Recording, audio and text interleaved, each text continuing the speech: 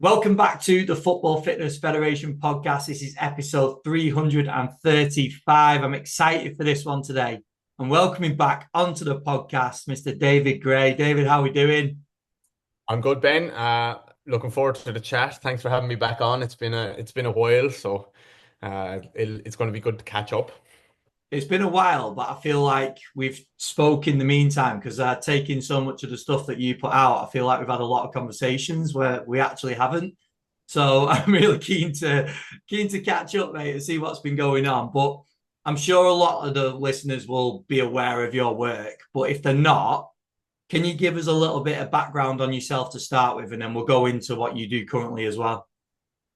Yeah, so I'll keep it very simple. The more I go on, the more I'm able to simplify this. Or maybe I'm just sick of talking about myself, so I'll keep it easy. But basically, what we do is we do more than anything. The majority of our work is sports rehab with athletic population, not just that's a mix of like pro athletes, semi-pro athletes, and then people who are athletic. They want to be able to run or play tennis or whatever that is. That's the population we work with. So it goes all the way from the elite of the elite athletes, like Olympians and people in the top of the top sports around the world, all the way down to someone who has a little bit of knee pain and they're struggling to be able to play tennis 2 days a week, and we'll work on that. So we have a team of people. We're based in Ireland. We do a lot of online rehab as well. So it's a mix of online and in person. We do a mix of short rehabs, which is someone has a little bit of pain or a small injury, all the way up to, full ACL, Achilles rupture, all of that, those longer type of rehabs. And then we do kind of uh let's say though we work with a lot of athletes who are these kind of injured but not really athletes, who are able to play their sport at the time but just not feeling as good as they would like, or they kind of have a couple of niggles. And to be honest, there's a hell of a lot of athletes that fall into that bracket. Almost everyone who is playing at a serious level falls into that bracket. So that's kind of another part of our business, is looking after those type of people. So yeah, that's it really. And then I guess the other side of our business is, and the other side of me is teaching. So we do a lot of education for other coaches and therapists who are basically just interested in doing what we do as well, like looking at how we approach certain injuries, how we approach the communication, the business aspect, the marketing aspect, and ultimately just getting really good results with your clients and spreading that word. So that's kind of the two main parts of our business: working with clients and then teaching other coaches and therapists. Yeah, we'll get into that in a second because I want to dive into the business. But give us what about background on yourself, David? Where did this sort of passion come from? Like probably most other people, or a lot of other people in the industry, I was an athlete myself. I got I struggled with injuries quite a bit, and I was quite frustrated with the advice that I often was receiving. Not receiving good enough help or care. It often felt like when I was going to a physio, I was getting the same kind of treatment that and the same kind of exercises and plans that would be given to my granny who needed a hip replacement, you know? And now I think a lot has changed in our industry since then, that was over 10 years ago that I was that was happening to me. But and I was playing sport at a good level. Like, we had our dedicated physios with our team, and we were going to sports doctors and stuff like that, but it was still, that's kind of the level of advice that we were being given, which was a lot of manual therapy. And then here's a few like corrective exercises, quote unquote, that is going to fix you. And it wasn't really ever a progressive rehab plan that looked or got you back to the intensity of the sport that you were trying to play. So, so that was my story, basically, a very, very simple one, which was, I'm going to try and kind of figure this out for myself and travel and meet people and hear different approaches. And then the natural next step was to start to do that myself and work with other people as I went along. So yeah, that's a very simple background, I guess, and probably a common one for people that are listening. And I think it's a good one. It's a good one to have that frustration maybe that drives you on, and it remembers you can remember what happened to you, and what you don't want to how you don't want to treat your clients, I guess, is an important one. And that's why we try and have a service now that is, I think, at least a much higher level service, which, even if it's just online, we look after all of people's training. We have our app, we have constant communication with them when we will analyze the videos, we will look at their diet if we need, and their sleep and their everything. We'll plan out the whole rehab process. So we're kind of trying to leave no stone unturned there. And we're naturally, as a result, we're not for everyone. We're not for the person who just, they just got a little ankle sprain and they're just gonna kind of shake it off and get back to sport. Like, not everyone needs the level of detail of the rehab that we're offering, but we are offering that for people who feel like they've failed with their rehab elsewhere, or they really, really want the very best service that they can get. And I think a lot of that comes from, that was my frustration, that I struggled to find that back in the day. And that's where some of the best businesses are built, though, isn't it? When you're trying to create something that essentially you would want, and because you know the sort of pain points that person is going through, you know the sort of service or level of service that that person or you would expect. So I think that's where some of the best businesses are built, aren't they? But just on that, David, like for a lot of people in a similar sort of position as you, going back before you set the business up, you'd probably find a lot of people would end up pursuing either amateur sport or semi-professional sport, professional sporting roles, like being at a club. Mhm. Did you do that? And if you didn't, what was the reason for not doing that and then essentially setting up by yourself? Um, yeah, I didn't really future plan anything as such, to be honest. I just kind of did the first thing that I was like, I just started to see clients myself. I felt like that was kind of the next logical step, right? I've done some studies, I've got my insurance, I've done some courses. Now I can actually work with people, and I'm going to start seeing people. And I did start to work with a professional football club here in Ireland, in the Irish League. And it's not necessarily the highest level, but it was very good for me in terms of my learning.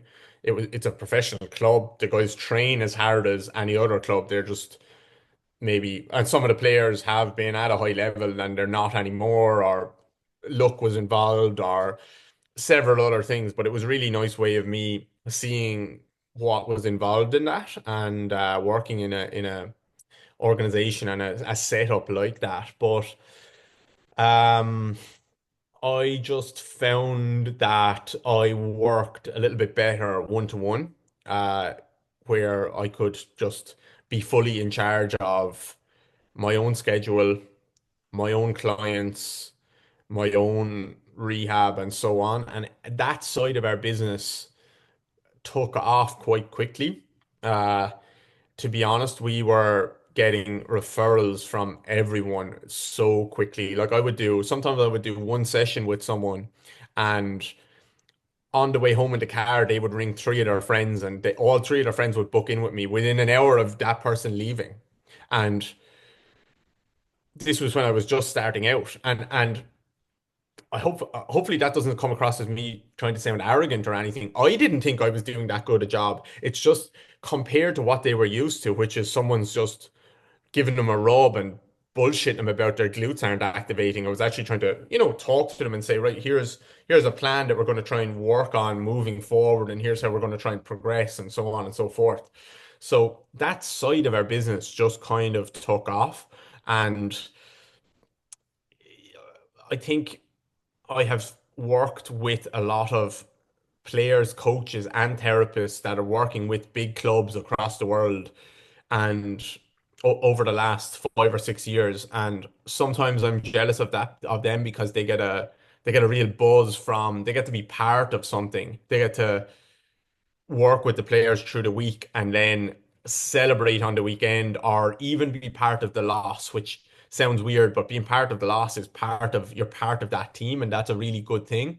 But I don't know. I just kind of like the freedom that came with being my own boss. And in the end, I end up getting a little bit of that satisfaction, not the same amount, but I get a little bit of that satisfaction of feeling like I'm kind of part of a team when I get to see the athlete that we've rehabbed and they get back to playing. I'm proud of that in that way. So I get that. I always tell a story about it was a few years ago. There was an athlete in Ireland that one of the best footballers in Ireland, Gaelic footballers, um, which is our one of our probably our main sport in Ireland, and he had played. He had had an ankle surgery, and he tried to rehab it, and it didn't go well. And then he had to get another surgery, and that's when he came to me. Or no, and then he tried to rehab after that, and it wasn't going that well. And he came to me, and we spent maybe 6 months working together. And he was quite frustrated. He was 18 months out of playing at this stage. He was getting a little bit of flack in the press and on social media. He was a little bit getting a little bit of abuse there, and there was lots of stuff going on in his life, and he ended up scoring the winning goal in the All-Ireland final, the biggest final of the year. And I was in the crowd that day, and there was 83 other thousand people in the crowd with me, and uh, we had done it like a Zoom call the day before, helping him get ready for that game, and I I got a really big buzz from just being part of that. Uh, yeah, really, really big buzz. Like that was my dream to always be that person, that player, and just being able to watch him, I got maybe as much buzz, probably not as much as he did, but I got a big buzz, and I only really me, him, and his family really knew how hard it was for him to get that back to that stage. So yeah, I still feel like on the private side of things, I can get the buzz that you probably desire and you probably get from the working with the team. It's a great story. On that point, though, because we put out to on socials just in terms of questions, so we had a few sent in. One of the questions was, would you step back in to a team role? Do you ever see yourself stepping back in with a team? No, probably not. Probably not. I teach now. We were over in Crystal Palace there a couple of months ago. We were in with Scotland Rugby before that. Um, we're getting some invites to go to some NBA teams and NFL teams to teach and stuff there. So, and I love that. I love being able to network with those people and teach. And I learn a lot from going to those clubs as well. You get to talk to their coaches and hear what they're doing, and I come away with way more information than they get from me.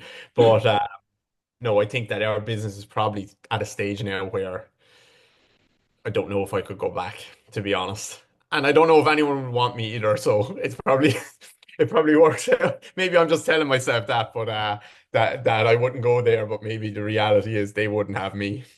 I don't think the second part is true at all, but I think you've sort of answered the question before that on the reasons why, like the way that you work now and everything that you've developed, that sort of leads into fitting with your passion, isn't it? And like we said, developing that business that you probably wanted when you needed it. So yeah, that makes complete sense. The other thing I'd like to expand on the business side of it in terms of you developing what you've developed. Because I mean, looking from the outside and being a fellow business owner, it's seriously impressive what you guys do and continue to do. And I know it's come from yourself and then you've built this team as well. So business has progressed. How have you found the overall building and developing of the business? Because obviously you're a practitioner, you get in, you work with people, and that's obviously where you thrive and that's where we learn, isn't it? The Mhm. whole business side of things can be a whole different side, can't it? Like, how have you found that? I found it really good, to be honest. I've really enjoyed leaning into the business side of it. Don't get me wrong, I found it very tough at times and time consuming and very difficult to balance me seeing clients and me teaching versus working on the business. Um, and also having a family and trying to balance that side of things. So there's been lots of hard parts, but you know what I've learned about actually life, but let's stick with business is everything is a skill issue. Almost everything is a skill issue. And I try and take responsibility for things in my life where they're not going the way I would like. doesn't mean I won't have a whinge and a moan about it, but eventually I'll try and take responsibility for when things aren't going well. So if for example we are not growing our business the way we would like, I try and analyze why that's happening, what's happening here. Have I where are we falling down? Are we falling down on the marketing side, the lead generation side, the sales side? Is it a delivery problem? We're not getting the results that we want with clients. We're not getting the referrals. We're not managing the money well enough. There's so many things that we're not hiring the right people. We're not training the people, even if we hire them right, we're not training them well enough.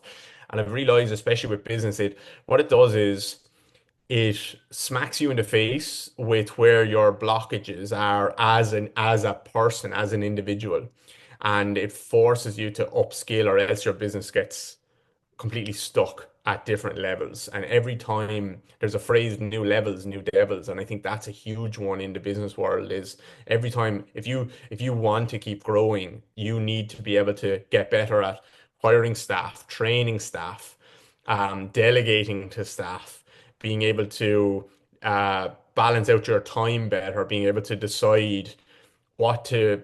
We have a lot of opportunities now that have come with kind of our business being built, and I have to get better at saying no to things that I would have jumped at the chance to do a couple of years ago, and now I have to try and say no to it. It happened yesterday. Someone sent me a message, and it was a really good opportunity that I would still love to do, but I know that's going to come at the expense of something else. So yeah, I think that the business side for me has been the best thing I've ever done in terms of personal development, trying to really find where I'm struggling as a person, because that's where I think that's where all ultimately almost always comes back to a blockage as for with you as a person. If you're not able to hire the right people or train them up. You can whinge and say like, "Oh, this person isn't doing what I asked." But ultimately, if you look in the mirror, you can say like, did I give them the tools to do that, or were they even the right person in the first place for our business?" So that's been it's been really awesome for me, to be honest. And I don't think you hear enough people talking about that side of it with the business, like the personal development side that comes with trying to run a business and grow it.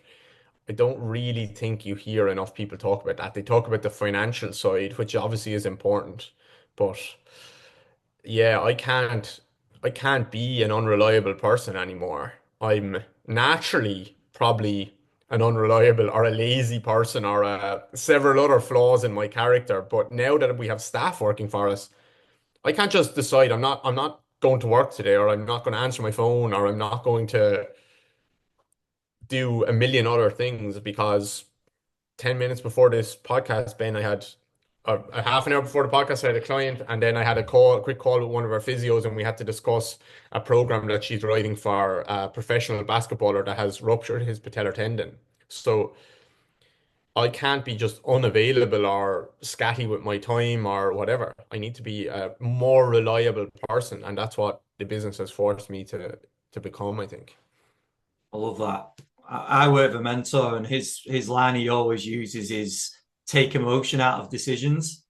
Mhm. And that aligns so nicely with what you're saying about everything being a skill issue. Because if you do remove emotion and you look at the sort of facts of like what's the issue, what's that being caused by, it always comes back to something that you've done or not done, doesn't it? So Yeah. I love it. I love it. Have you found that understanding that side has had any crossover to you in the gym with clients in front of you? Like, has there been any sort of, I don't know, changes in your approach with a client face to face?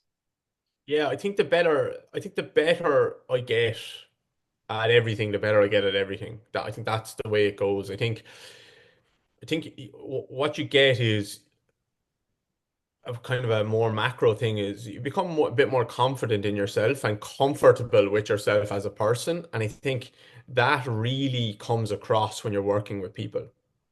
Uh, it's not an arrogance thing or a, I know everything. I'm going to fix you in the gym and I'm going to have all the answers. It's people aren't actually looking for that. Athletes aren't looking for that. They're looking for someone who's confident and comfortable in what they know and what they do. And what comes along with that is being able to say, I don't know the answer to that, or yeah, I'm not sure. I'll find out, or I'll ask someone else, or I'll refer you on somewhere else. So I've just become a bit more confident in who I am as a person as a result of trying to be better at all of these things. And I really think that comes across in your interactions.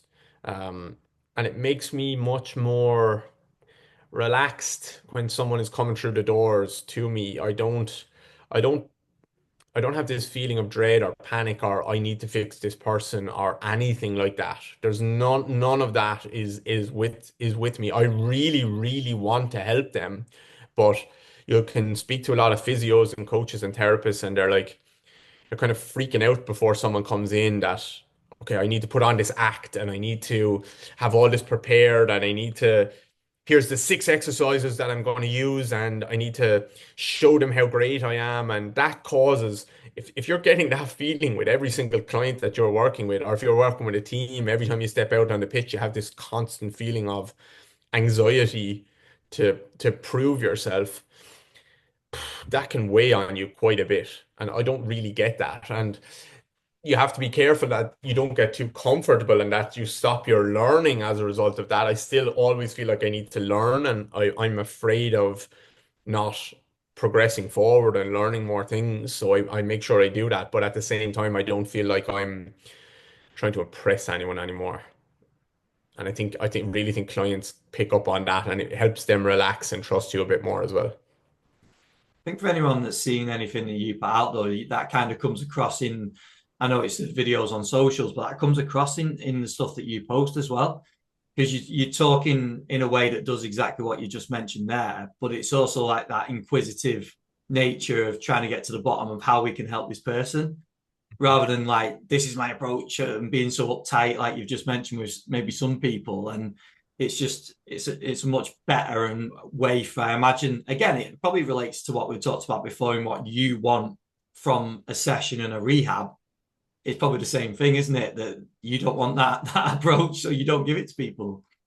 Exactly. Yeah, I want a two-way conversation with someone where we are working out what the best thing to do together is. And you don't get that from a lot of coaches or therapists because they're not comfortable enough to even just sit down and say to the athlete, like, what do you think is going on? Like Yeah. what tell me a bit more, like what hasn't worked for you? What has worked? They've gotten all these diagnoses and reasons and all of this explanations from 10 other therapists. Here's what I think is wrong. Here's what I think is wrong. What about asking them, like, what do you think is going on? Forget about what everyone else told you. What do you think? And can we talk about that? Like maybe I'll take your opinion into consideration here. And what do you think would be helpful for you moving forward? What exercises do you like to do? What do you not like to do?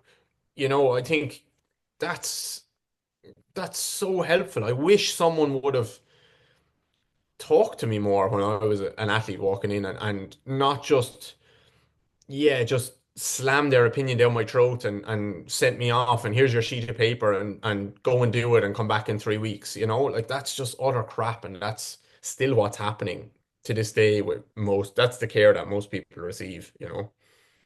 Which again, when you spoke before about getting referrals off the back of doing a session and people sort of telling friends about it, that level of detail is the reason why, isn't it? Because instead of walking away from a session with a printed out 5 exercises with prescribed reps and sets and all the rest of it, and not really knowing how to do them anyway, that that level of detail is completely different, isn't it? And like that two-way thing is really important.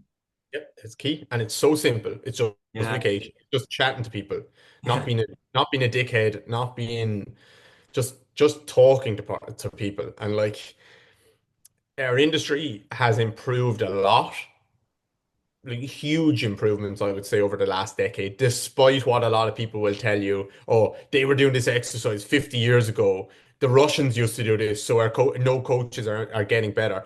What a load of bullshit when you hear that. It's not about what if there's new exercises out there. It's when we prescribe an exercise, who we prescribe it to, how do you program it, how do you view the individual in front of you, and all of that has improved massively and continues to improve. But there's still a whole lot of crap out there, and you can view that two ways. One, it's a bad thing for the industry, but two, it's a good thing for each individual practitioner because it allows you to get ahead much quicker. If you're not competing with Elon Musk here making rockets, you're if you just talk to your clients in a normal way, you're going to get way more referrals and you're going to get a bit much better results with each client. It's not rocket science. It's not hard to get ahead. I had a call with uh I did a kind of a business mentoring call with a coach, a therapist who came to one of our workshops last year, and last July he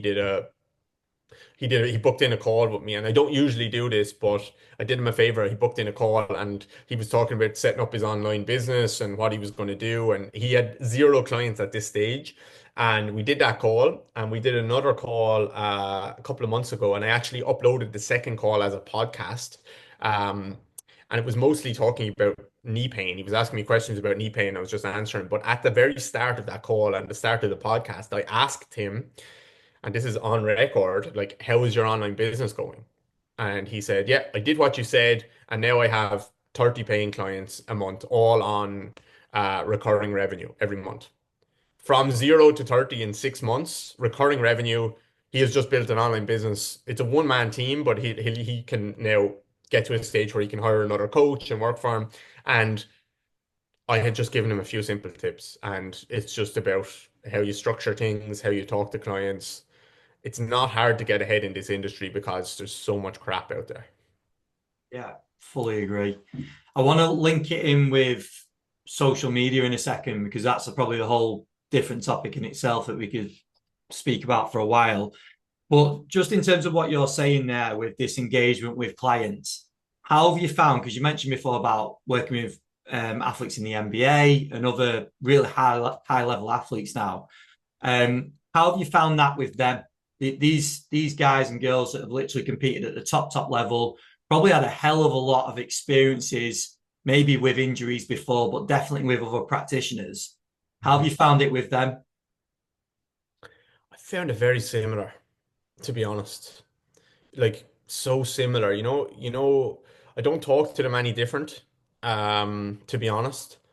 I appreciate that there's higher stakes involved. You can't fuck up. You can't just do stupid shit because they have a contract worth 10, 15, 20 million dollars a year. So, and it's very important. So like you have a little bit less wiggle room to kind of play around and see what happens maybe. But I found it so similar. Even the exercises we use are similar. Everything we use is similar. The difference is they're learning machines. They learn so quickly. It's unbelievable. They they adapt very quickly. So we use the same exercise. Someone has an Achilles problem or a knee problem, whatever. They're getting the same exercises as a 50-year-old with the same problem. Genuinely. It's just they adapt much quicker. Hmm. Um, they just and especially if anyone is aware of our work, it's not about like just using more load. We have a lot of kind of coordinative work and stuff like that. So we don't have to use a lot of external load all of the time early on.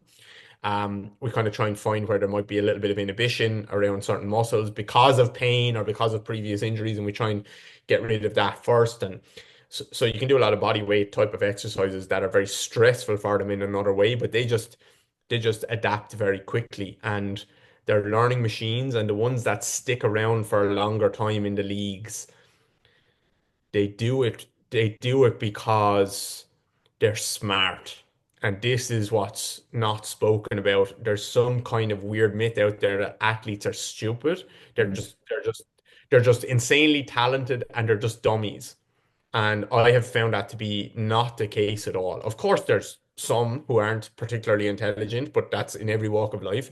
But those people usually don't stick around very long because it's actually a very difficult life to navigate. If you are playing at the top level, there's a lot of money, there's a lot of fame, there's a lot of pressure, there's a lot of coaches and therapists, and there's people hanging out of you and entourages and TV deals that you can do and agents, and it becomes very difficult to make the right decisions. And that's what I've noticed. The best ones that I've worked with are so intelligent. They make the right decisions more often than not. Because if they fuck up, there's someone else there waiting to take your place. And that could be the difference over the course of your career between you making 2 million and 200 million. That's a big mistake. And um, I see that to be honest, I see that all the way down the levels, all the way down to our local Gaelic games in Ireland. People, intelligence is so important. You don't have to be a genius, but just being smart enough to analyze the decisions that are in front of you. I have an injury right now, and what way am I going to go about this? And if you make the wrong decisions, that can be a career ender, to be honest. If you go with the wrong person or listen to the wrong advice or half do a crappy rehab because, oh, I'm just going to use this as an opportunity to get out of shape for a while and party for a while. Now I come back and I just hurt my knee again or something like that. You might never get back to the level that you got to before. So that's been my biggest lesson over the last couple of years, intelligence and making the right decisions. It's not spoken about with regards to athletes enough. It's as if this talent thing is just appeared one day and they had it and they went with it, and that hasn't been my experience at all. That's a great point. And I do want to loop in social media, but social media comes into that as well, doesn't it? Because obviously there's good and bad side to this too, which we maybe go into in a second. But athletes have now got access to a lot of information. So I'm sure some of the people that you've worked with have seen a lot of your work beforehand, maybe tried to understand it as best they could, and then maybe ended up working with you, or maybe you ended up using the programs or whatever it was. But that wasn't available, was it before? So Yeah. this side of things, in terms of that intelligence and in terms of maybe athletes doing that bit more to research and upskill in that area, social media has allowed us to do that more, hasn't it? Yeah, and athletes are educating themselves big time. Yeah. That's big time. They are the top athletes. Like, do not be surprised, even if you have a small Instagram account or anything like that, there is top athletes out there in Premier League, in international rugby, international whatever, and they have fake Instagram accounts and they're watching your content. Yeah. I'm telling you, I've seen it, and I've seen it. I've spoken to other coaches who've got messages from people, and turns out it was someone else, and they're all watching, looking for an edge. And the era of the educated athlete is definitely here, and you can't bullshit them so much anymore. You can't just sell them some crap. Back in the day, you could fucking probably tell them whatever you wanted, and they're going to listen to you, and they're going to do what you told them. Whereas now they're listening to podcasts as well. They're looking at stuff, they're reading, they're looking at different content. It's it's a really cool time for it's kind of scary as well. Like it's a difficult time to navigate, but if you can be if you can be clear with your communication, you can put up good content, you never know where that can take you. I never thought it would take us to where we are now. Like we didn't plan out anything that we were doing. We just My focus was always on trying to get the best results with our clients. That was it. Just get great results. And that is still the focus. We have two parts to our business that drives everything in our business. Get great results, share the great results that we get. And Mm. that if I only ever think about two things, that's the two things I think about. Are we getting great results with as many clients as we can? And then are we sharing those results? I have it on the screensaver of my phone right now. Best results, more style, and in brackets I have attitude, more attitude, like show who we are, and raving fans. Those are the three words or whatever I have on my screensaver, and that's what our business lives by. Love that. Love that. How do, because that's the side where good results are being shown in your case. But there's also the other side of things where there's a lot of bullshit, like we just mentioned. What would be your advice for coaches on separating themselves off from the bullshit? Um, Good question. Because bullshit is subjective, right? It depends who's analyzing that. So True. it's tricky. Because I guess there's probably a lot of people that say what we do is bullshit as well. But what what separates it is the results, because it actually doesn't matter what you use with a client or an athlete. All that matters is the result that comes out the other end. That's the currency that you're dealing with. And I guess that's where rehab is kind of different to kind of more regular strength and conditioning. It's actually easier in rehab to measure our results than it is in S&C. S&C, you can say yes, their squat went up, or their time for their mass run or whatever it is, they've improved in these metrics. But that and that you've done your job, but that doesn't mean that they're a bit better at their sport, let's say. Whereas in rehab, it's much more clear. Did they get back to sport or not? And did they get back to sport and stay back or not? And did they get back and stay back and then also perform as well or better than they did before? So it's very easy for us to measure, did you get back or not? Uh, and did you stay back or not? A little bit harder to measure, are you performing as well as you were before? So how do you separate out the bullshit? I don't know. You just have to decide what you think is best. And don't be afraid to explore. I would try not to label things too quickly. I would say if someone is getting good results with clients, consistently good results with clients, then it's worth paying attention to what they're doing. Even if you don't think that, even if you don't like the exercise they use or the style they have, if they consistently get great results, then it's certainly worth paying attention to what they're doing. And if you consistently get great results, then you should be sharing that. And it's up to others to decide if it's bullshit or not. But all you know is like you're helping people, and that's what's important. Do you have in mind when you're posting? So you've captured the work that you've done with a client. You've maybe shown the after of them getting back to performance or whatever it is on the end result. Do you have in mind when you're posting that video that that next potential client in the NBA or wherever they are is watching that? And are you designing it in a way to speak to them as well, or is it just a case of this is what we've done, this is the success? Good question. I I'm not really thinking about that in that way. The reason is I probably recommend that people do think about that in that way, but because our business is a bit more diverse, which isn't actually a good thing in when you're on social media. It's much better off. You're probably a bit more niche on social media. But when I'm posting, we get a lot of coaches and therapists watching. We have people buying our programs, and we're kind of full up most of the time with our coaching side of things. So I'm not really trying to attract more clients. I'm trying to sell a program, or I'm trying to get coaches and therapists to just like the content so that eventually they'll come to a workshop or something like that. You know what I'm thinking? More than anything, actually, this is almost all I'm thinking when I share something. I'm thinking, is this valuable for people? That's basically all and I went too far down that rabbit hole of just putting up really valuable stuff for a while.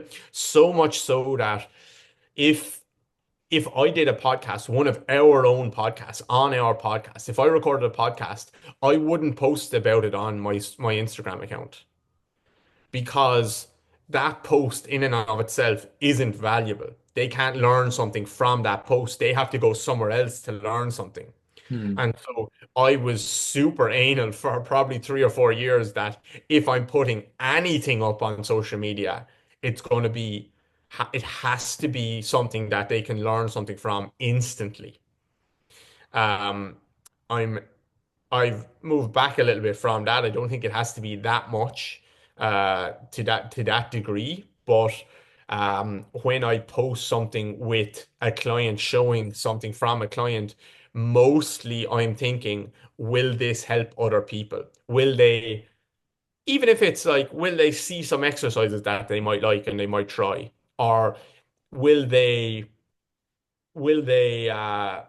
is there like a concept or a principle here that will make sense to them, or is there a snippet of a program that I can share, or whatever it might be, but it has to be valuable to people.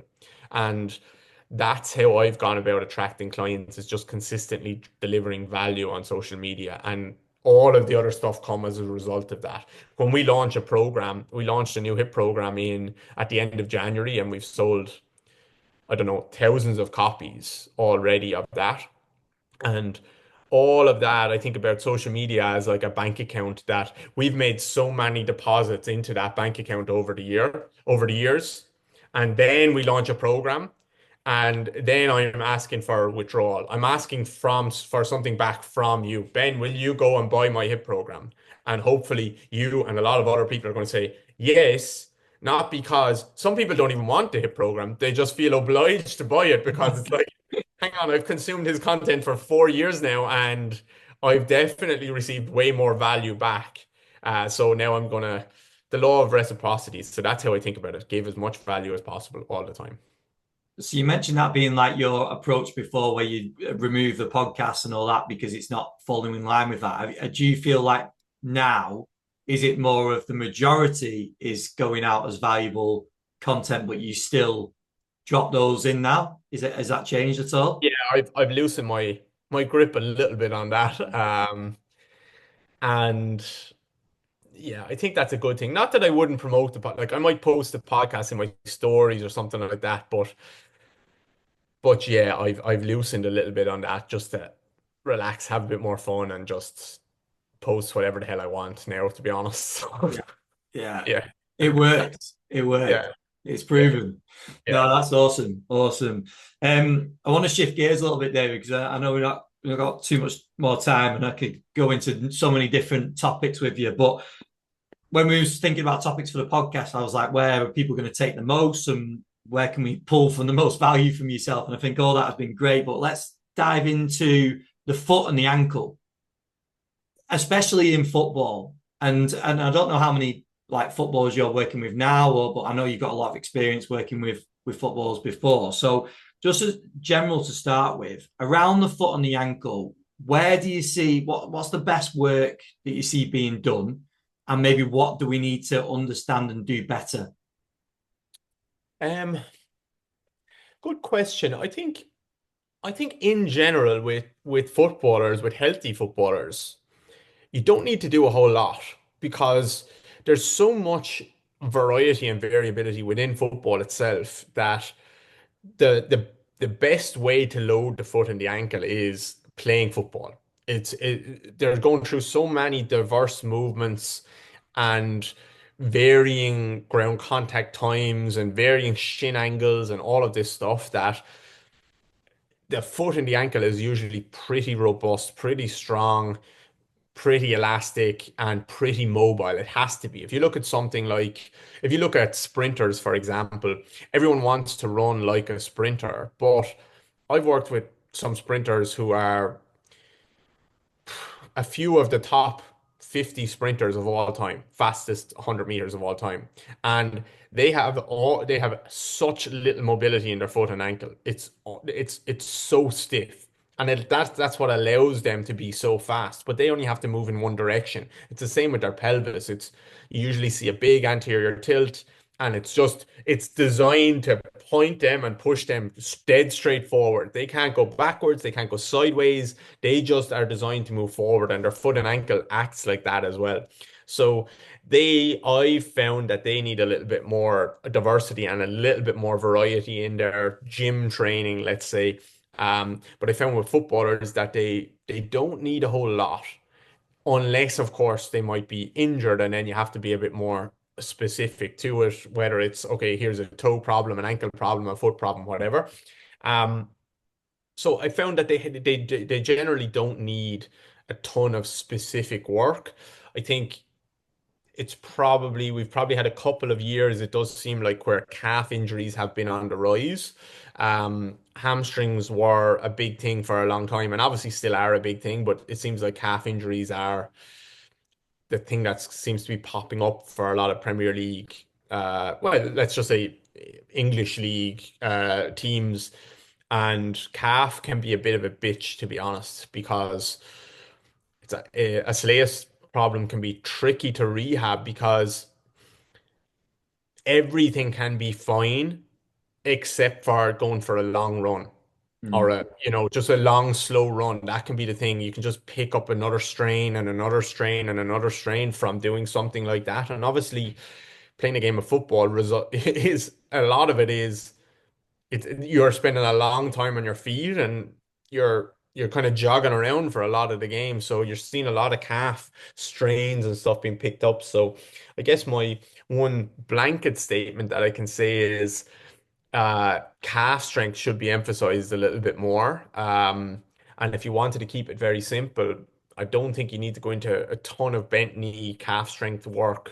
Um, I don't think you need a ton of like specific footwork necessarily for healthy athletes, healthy players. But I do think having a couple of heavy sets, yeah, three, four, five, six heavy sets of a straight knee calf raise uh, across the week could be very, very helpful for a lot of people. So that's my kind of generic thing that I've seen over the last couple of years. And I think there's a lot of Achilles out there and a lot of calves that probably, I won't say, I don't like the word prevented because obviously you can't prevent, you don't know what you could have prevented, but I think at least there's a decent proportion of them that could have been prevented if, as part of their S&C work, they just did a little bit more calf work. Cool. In terms of external factors on that part of the body, I'm thinking pitch surfaces, boot design now. Also, and some coaches will probably laugh when I say this, when you get certain players in the gym, the trainers that they're wearing in the gym facilities as well. How much do they impact what we do? And would there be any sort of change to your approach? For example, if a team's home pitch was artificial, because I know some will play a lot on artificial, they might train on it, but some are playing on it week to week as well. Would Hmm. that change your approach?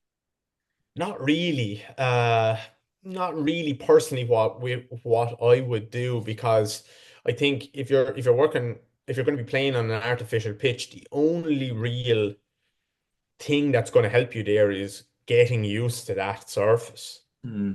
Not sure that there's what else extra apart from the stuff that you probably should be doing anyway in the gym. I'm not sure what's going to help there. The boots, I don't think you're going to change people's mind or opinions on boots, what boots they wear. They're going to wear what they wear. Um, I have had a couple of people. I've had a Premier League player who had to go to I think he had to go to America and got a pair of boots molded for like made for him specifically with a tight wide toe box. Who he had a pretty bad toe problem, and he couldn't find, I don't know, but he couldn't find anyone in Europe to be able to make the boot the way he wanted, and he had to go to the States for that, and for a particular orthotic as well. So I don't think you're going to change people's minds on boots. I think with the surfaces that they play on, that's a graded exposure thing more than anything else. Um, and then in the gym, yeah, I think if they're wearing stupid trainers, you probably can have an impact there.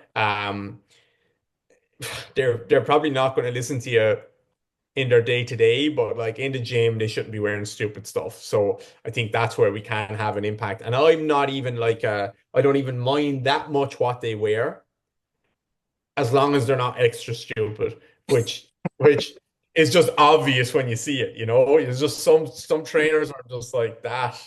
And they know that themselves. Like that is just not what you should be wearing. And you can usually make a good change there, I think, as well. So yeah, it's tricky though. Those external ones are tricky because the only thing that really motivates people to cha make a change on that side of things is injuries. Yeah. That's the only motivating factor there because no one changes something. No one is going to change what trainers they wear because they think they make them perform better on the weekend because it's too hard to draw a line there. It's only injuries or pain that will motivate people to make those changes. I love that. I love that there's a scale of like stupid, extra stupid. They need to go. Yeah, yeah, yeah. Usually it's not like it's easy to point out the extra stupid ones. You know, I know exactly what you mean. Exactly what you mean. Um, David, let's wrap things up with I wanted to just pick your brains on plyometrics. And you guys post loads. I've seen a load of content from you putting out recently on plyos and how you're using them and the certain types of times that you're using plyos with athletes as well. What's your sort of, has there been any changes to your use of plyos? Anything that you found most beneficial with a certain type of client at a certain time? Um, we have Yeah, we just have a simple enough model of our plyo type of work that we've been working off for a good few years now, to be honest. So we have like our regular plyometrics, and then we have like sinky jumps that we call them.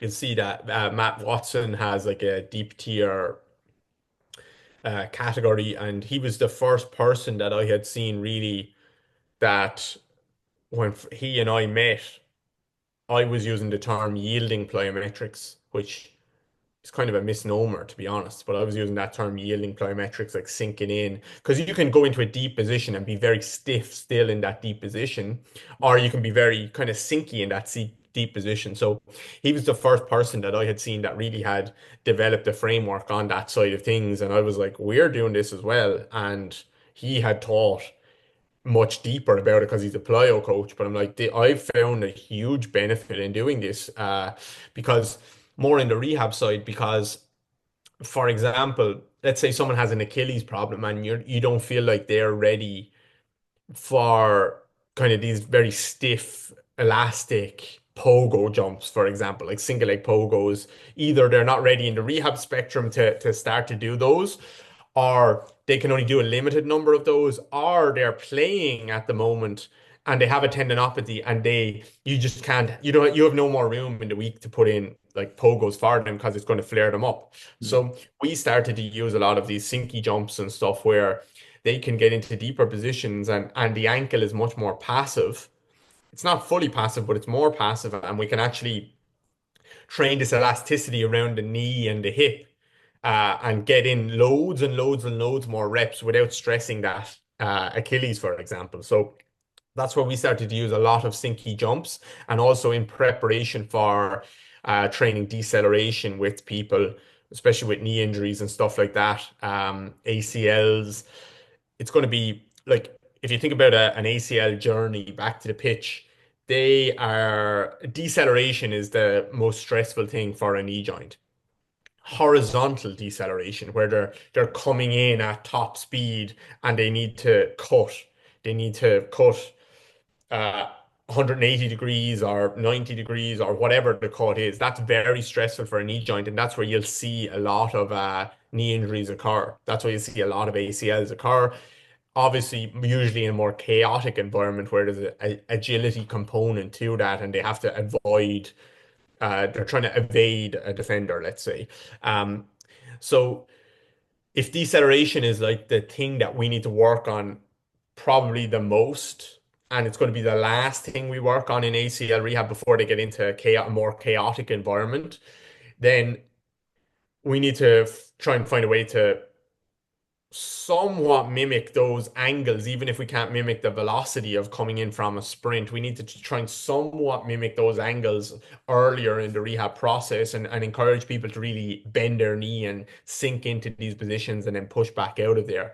And that's where I found tons and tons of those sinkier jumps and they're not true plyometrics. You're not looking for short ground contact times. That's where I found that to be really helpful. And we've been working on that for years and years now, and it's been good to see that get more popular now because I think that's so important. So, yeah, we keep our plyos super simple, really simple.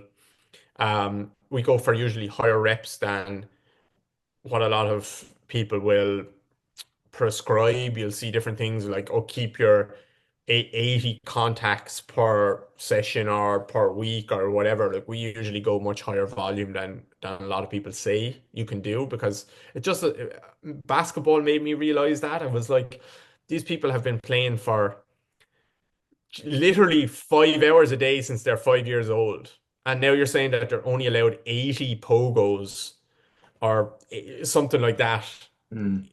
in a session or in a week. I'm like, that's nowhere near what that's not going to cause an adaptation. Yes, you have to be careful with your intensive plyometrics, but with your extensive stuff, you can drive that volume through the roof sometimes. So we go higher volume.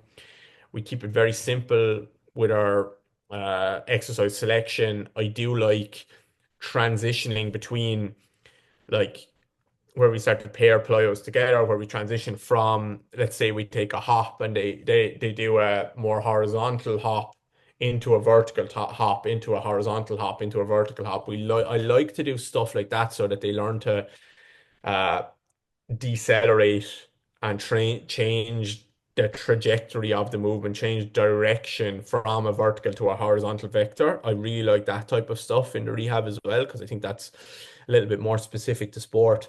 And then we just have a mix of sinkier stuff that we usually put towards the end of a session to really get a slower contact times, but a huge pump through the muscle and extra a little bit extra elasticity through something like a knee joint and a hip joint as well. I love it. I remember the podcast you did with Matt actually, and you were talking about like the language that you both used and how it aligned, but you used slightly different phrases. I thought it was brilliant. And I think we actually got him on the podcast off the back of that podcast because I wanted to discuss it further. Man, Just finally, David, if you could pick in terms of working, we've spoke there about individually. You've said about obviously the demands of like a sport like basketball and how you've taken the sort of rule of the 80 and applied it, applied common sense in a way that these guys can take a lot more. If we were to apply this to football of a coach working with maybe 20 players within a session, is there one thing that you'd like or prioritize in terms of plyometrics for them to include in the session regularly? Would it be the deep tier stuff? Is there something that sort of stands out? yeah, I think like an easy win is to put in some of the deep tier stuff at the end of some of your sessions. Because it will fatigue them.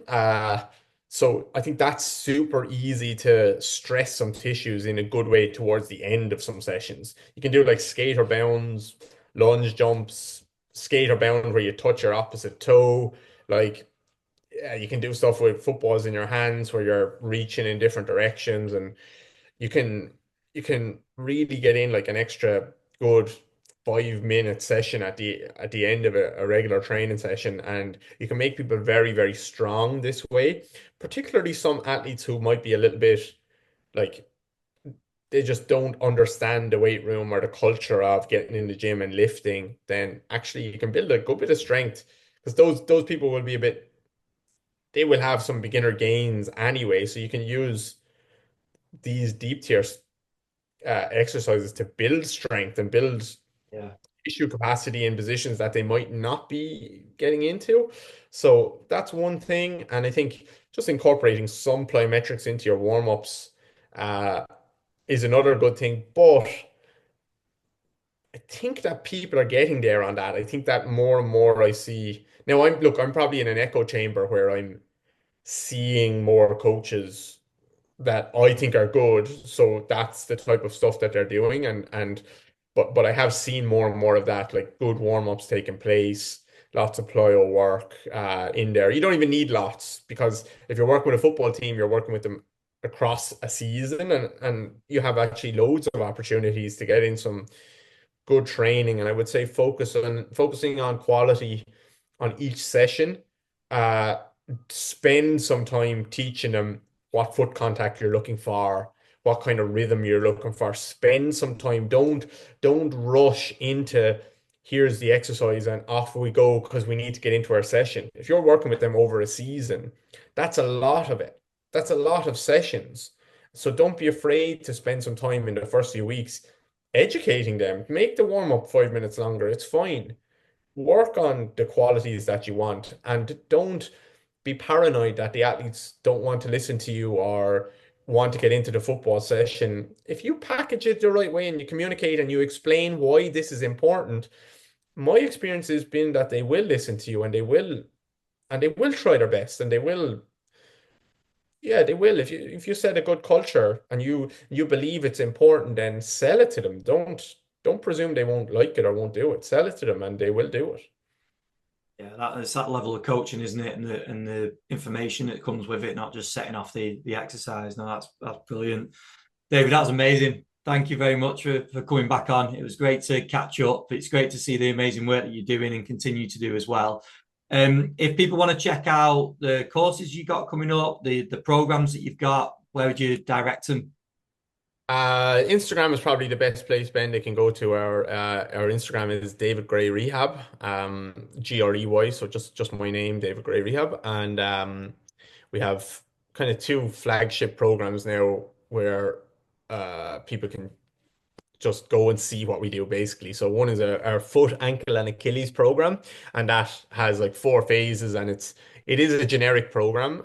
It is written with an athlete in mind, not a coach in mind, but 50% of the people that buy them are coaches and therapists, and it just kind of shows you how we might progress someone from here's restoring your ankle mobility and so on to building strength to more integrated strength, let's call it, and then back into your kind of all your plyo progressions. And then we have another program, which is our hip program, which is kind of shows you a lot of what we do with our hip mobility, kind of hip impingement, our groin, our hip flexor, our glute clients, and they're generic for a reason. Like I know it sounds funny that I'm saying here's what we do with groin, hip flexor, hip, glute, all like lateral hip.